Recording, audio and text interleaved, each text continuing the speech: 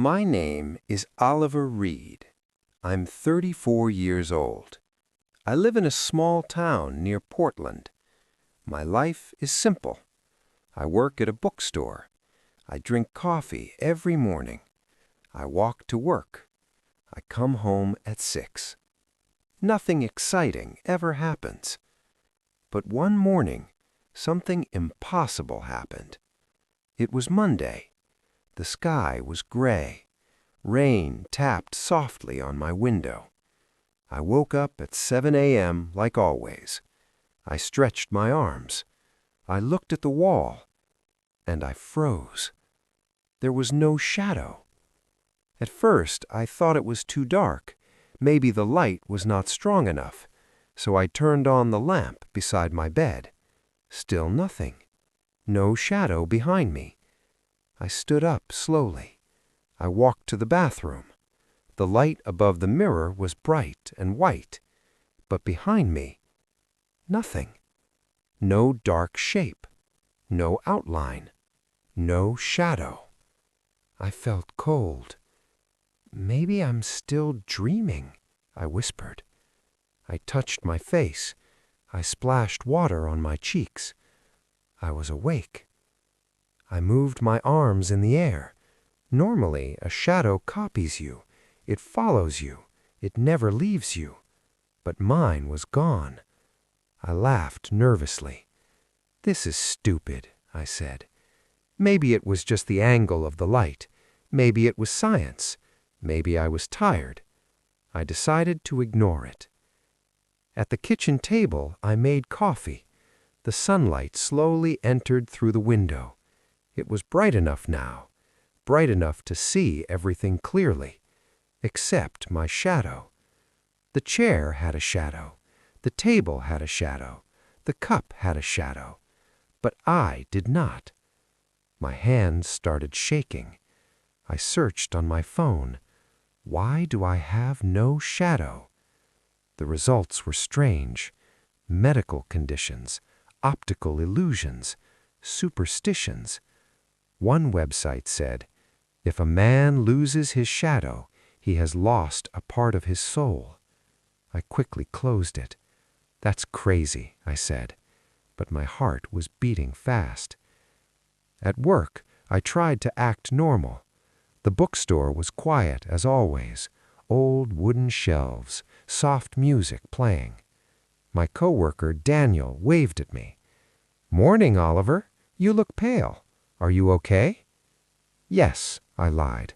"I didn't sleep well." He nodded. But then something strange happened. Daniel looked down at the floor. He looked confused. Then he looked at me again. "Hey, where's your shadow?" My stomach dropped. "You see it too?" I asked quietly. He laughed. "Very funny. Is this some kind of trick?" "I'm not joking," I said. He stopped smiling. He walked around me. He looked at the floor carefully. His face turned serious. "That's not normal," he whispered. "No, it's not," I replied. For the rest of the day, people stared. Some customers looked uncomfortable. One little girl pointed at me. "Mommy, why doesn't that man have a shadow?" Her mother pulled her away quickly. I wanted to disappear. When I returned home that evening, I felt exhausted. I stood in front of my house. The street light turned on. Warm yellow light covered the sidewalk. I looked down. Still nothing. I felt incomplete, like something was missing inside me. That night, I had a dream. I was standing in a dark room. There was only one light above me, and in front of me, there was my shadow. It was standing alone. It was not connected to my feet. It was separate, alive. It looked at me. Yes, it looked at me. Shadows don't have eyes, but I could feel it watching. Then it spoke. "You forgot." Its voice was deep, cold. "What did I forget?" I asked. "You promised." "Promised what?" But it did not answer. It slowly walked backward into the darkness, and then it disappeared. I woke up screaming. My room was silent. My heart was racing. And then I saw something on the wall. For a second, just 1 second, I saw a dark shape, my shadow. But it was not moving like me. It was moving on its own. And then it was gone again. The next morning, there was a letter under my door.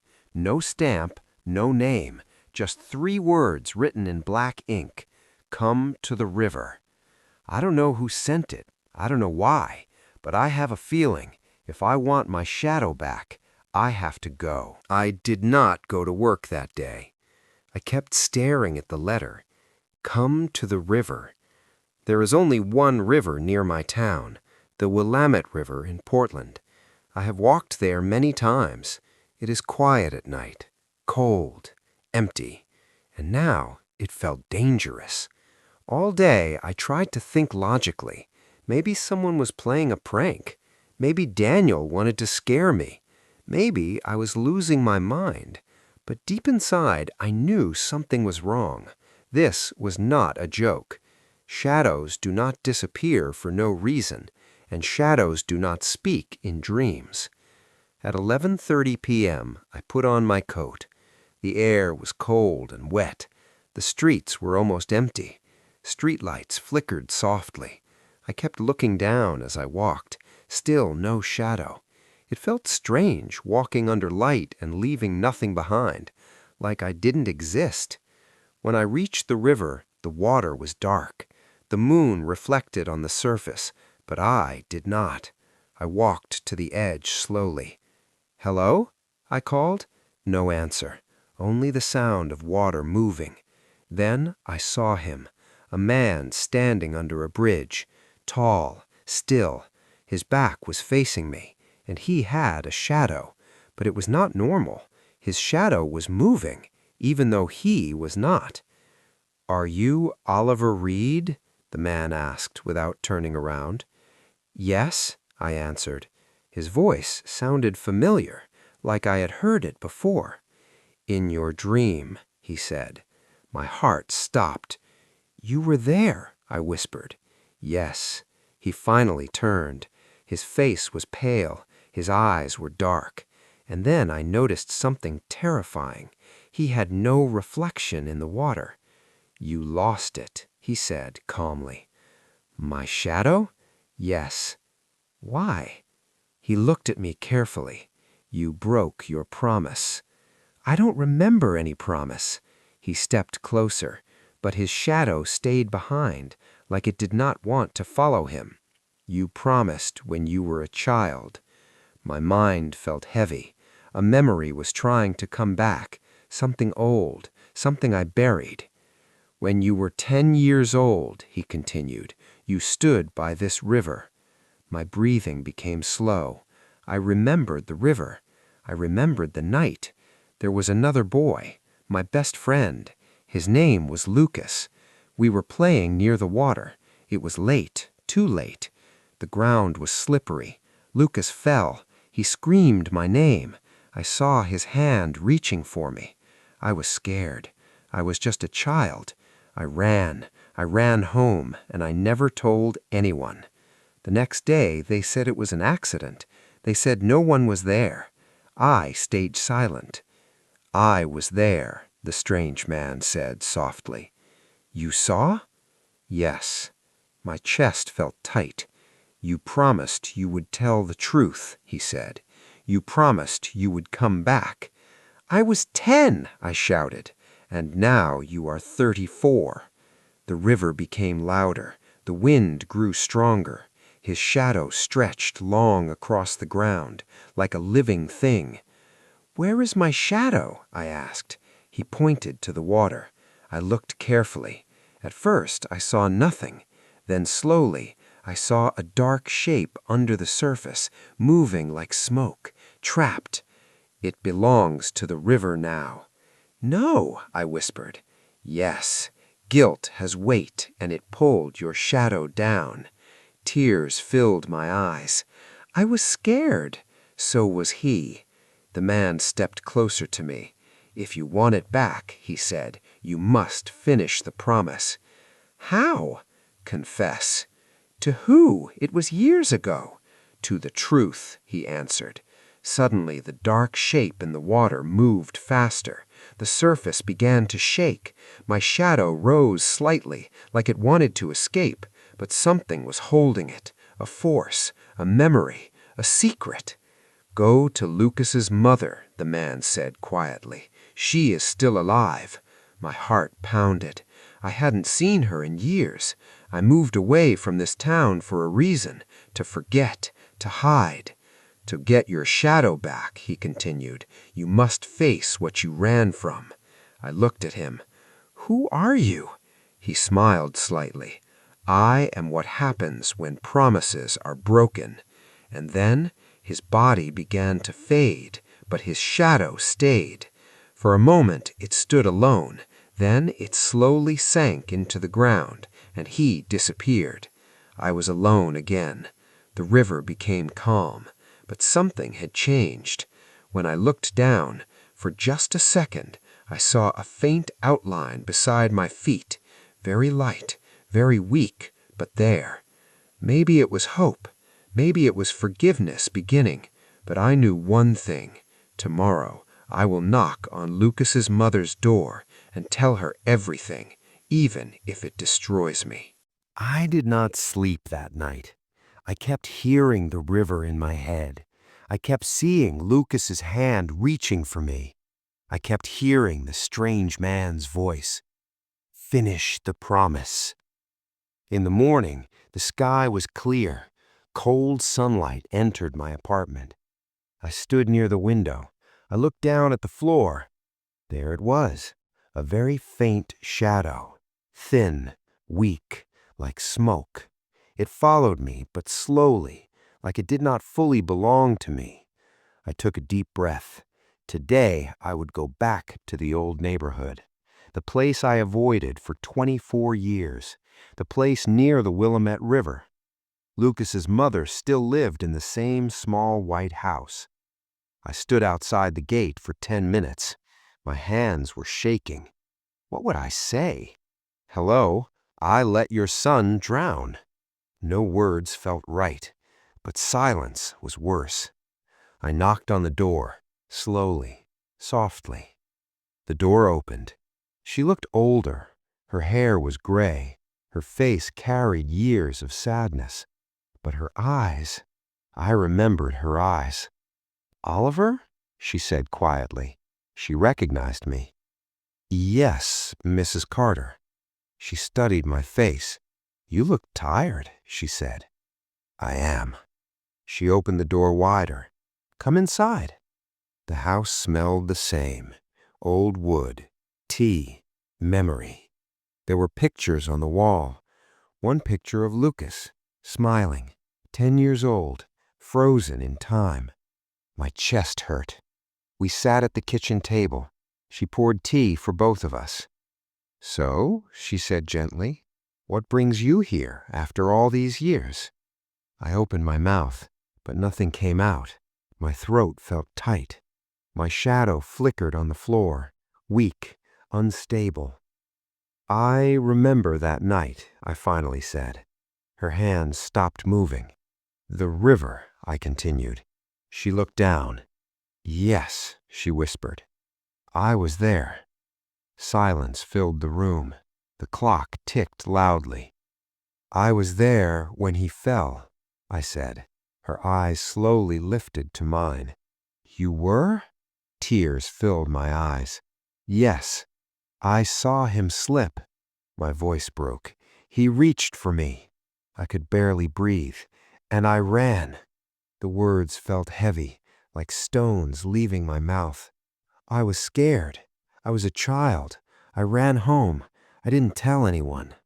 The room became very quiet. Her face did not change. She just looked at me for a long time. I waited for him, she said softly. What? That night, I felt something was wrong. I stood near the window. I felt it. She closed her eyes. I always wondered if he was alone. My tears fell freely now. He wasn't, I whispered. He wasn't alone. She stood up slowly, walked to the window, looked outside. I knew, she said quietly. My heart stopped. You knew? Yes. She turned toward me. Not the details, but a mother knows. I saw you the next day, she continued. You didn't look at me. You didn't look at anyone. Her voice was calm, not angry, not loud, just tired. You were just a boy, she said. I shook my head. That's not an excuse. No, she agreed, it isn't. I looked down at the floor. My shadow was clearer now, stronger. It stood directly under me, not perfect, but real. I am sorry, I said. I have carried this guilt every day. She walked back to the table. She sat in front of me. Guilt is heavy, she said. Yes, but so is forgiveness. She reached across the table and held my hand. I forgive you, Oliver. I broke down completely. I had imagined anger, screaming, blame, but this was harder. This was mercy. At that moment, the room felt warmer, the light brighter. I looked down slowly. My shadow was solid now, dark, strong, attached to my feet. For the first time in days, it felt like me. I should have told you, I said quietly. Yes, she answered, but you are telling me now. She smiled gently. Lucas would not want you to disappear. After some time, I stood to leave. At the door, she stopped me. There is something you should know, she said. What? Lucas wrote your name in his notebook. My heart skipped. What do you mean? He wrote, Oliver will always come back. I stepped outside into the sunlight. The air felt different, lighter. When I looked down, my shadow stood beside me, complete, still, faithful. But as I began walking away, for just a second, I saw something strange. There were two shadows, mine and another one behind it, taller, watching. And then it was gone. Maybe some promises never fully disappear. Maybe the river remembers. Maybe the strange man was not finished with me. I told myself it was my imagination. Two shadows? That was impossible. The sunlight was bright, clear, honest. And yet, as I walked down the quiet street near the Willamette River, I felt it again, a presence, not behind me, not in front of me, but attached to me. I stopped walking. I looked down. One shadow, normal, perfect. I moved my arm. It copied me. I stepped forward. It followed. Everything looked fine. So why did my heart still feel uneasy? That night, I dreamed again. But this time, I was not in darkness. I was standing on the riverbank. The water was calm, too calm, and there were two shadows on the ground, mine and the taller one. Slowly, the taller shadow separated. It stretched upward like smoke. Then it formed into the shape of a man, the same pale man from before. You finished the first promise, he said. His voice echoed like it came from underwater. I confessed, I answered. Yes. Then why are you still here? He stepped closer. His feet did not touch the ground, because guilt was only the beginning. The river behind him began to ripple. Dark shapes moved under the surface, not just one, many. You think shadows are created by light? He asked. Yes. No, he whispered. They are created by truth. I woke up suddenly. My room was cold. The window was open. The curtains moved slowly in the wind, and on the wall, two shadows. I was frozen. I moved my hand. One shadow moved with me. The other stayed still, watching. Who are you? I whispered. The still shadow slowly turned its head. It did not have a face, but I could feel its attention.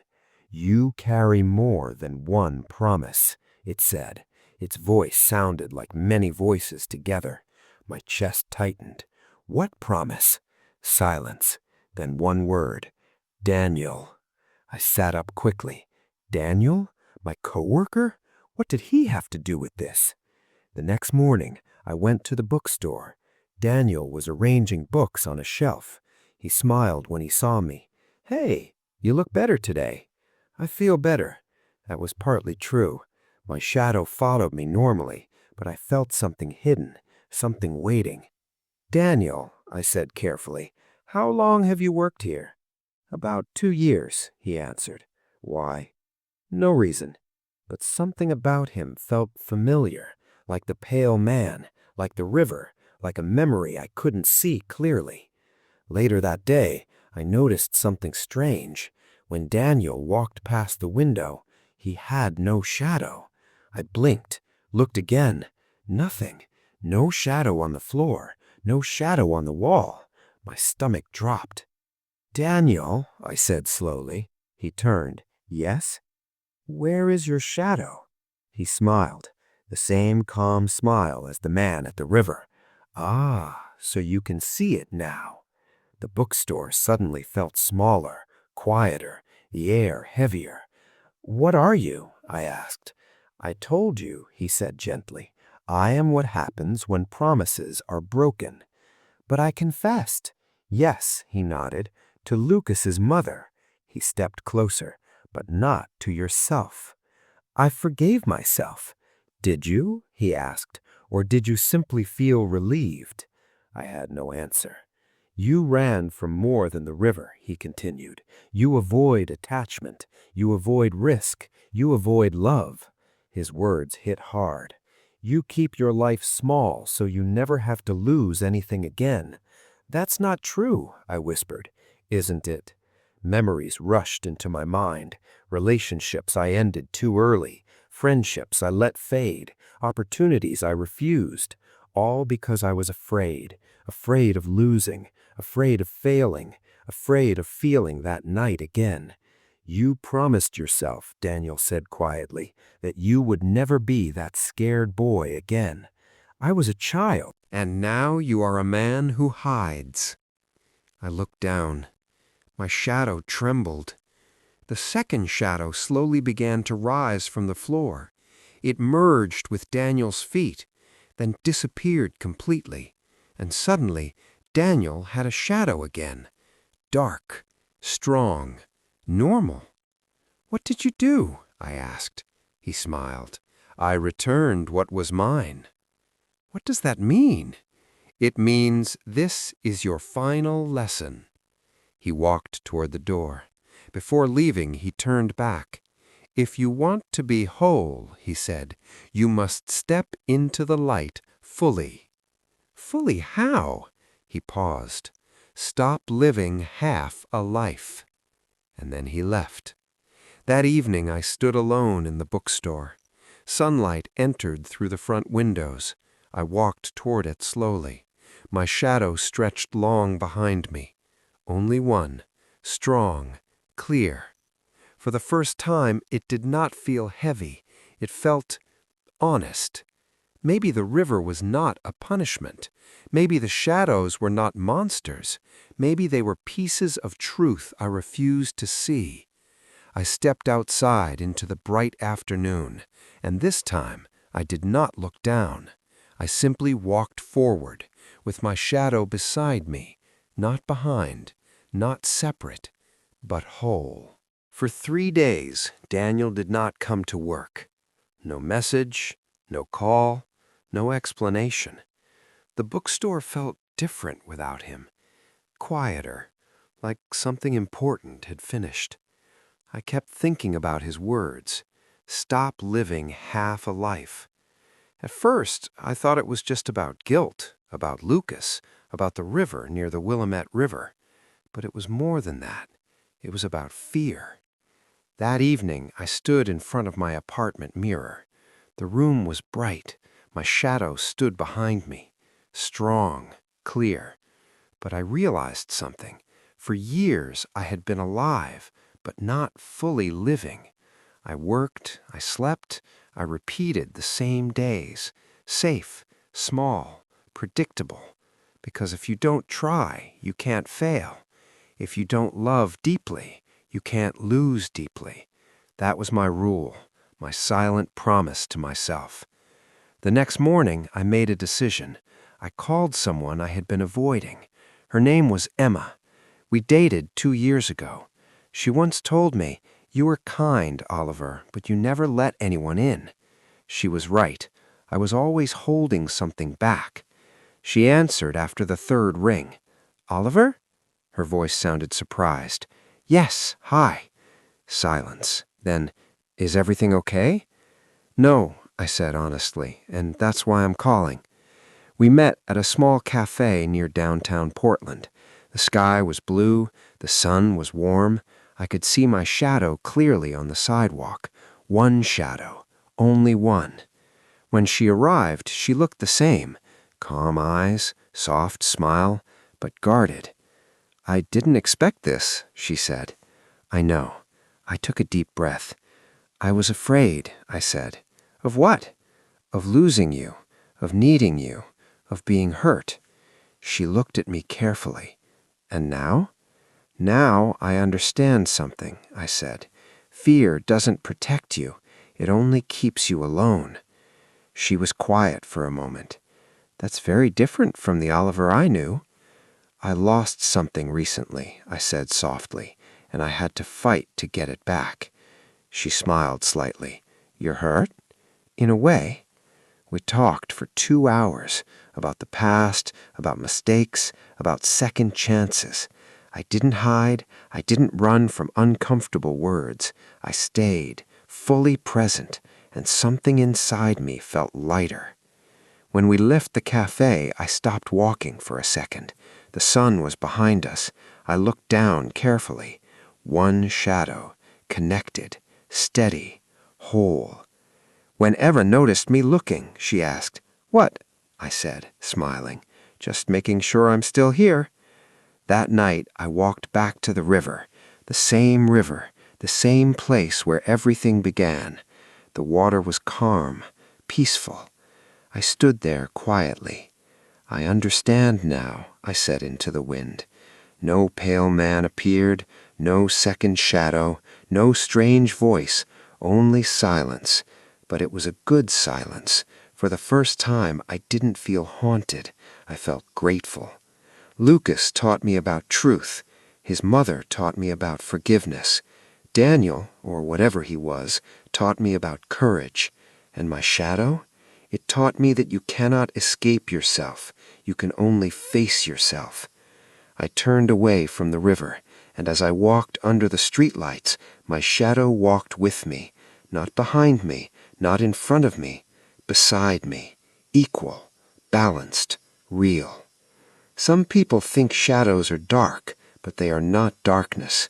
They are proof that light exists, and as long as you are brave enough to stand in that light, your shadow will never leave you.